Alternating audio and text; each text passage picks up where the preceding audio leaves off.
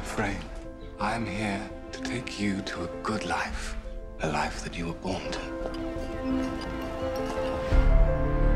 I beg you, Uncle, love her as I would were I here, and ensure that she is in receipt of all that is due to her as a child of mine. Do you have in mind my position? That is simply impossible. What is right can never be impossible. What has she been named? Dido Belle Lindsay. She takes your name. I am not ashamed. We will call her Dido.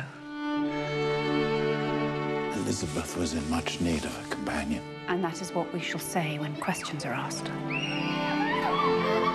We shall be receiving visitors for dinner. Why do you not dine with your family ever? Because that is not correct.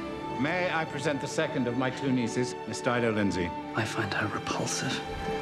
Papa, how may I be too high in rank to dine with the servants and too low to dine with my family? Though I understand she is kept under interesting rules, she raises questions. Would you do me the honor of taking some air with me? Don't you care what people will say?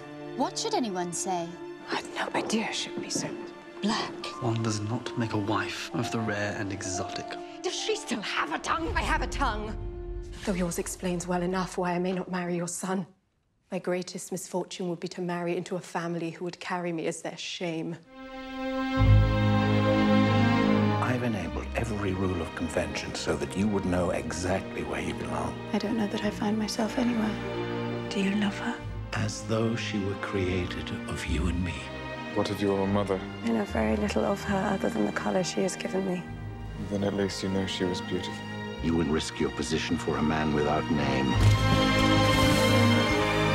Laws that allow us to diminish the humanity of anybody are not laws. He speaks a voice for people who do not have one. If I had your choice, I would choose the man I loved. There are rules in place which dictate how we live.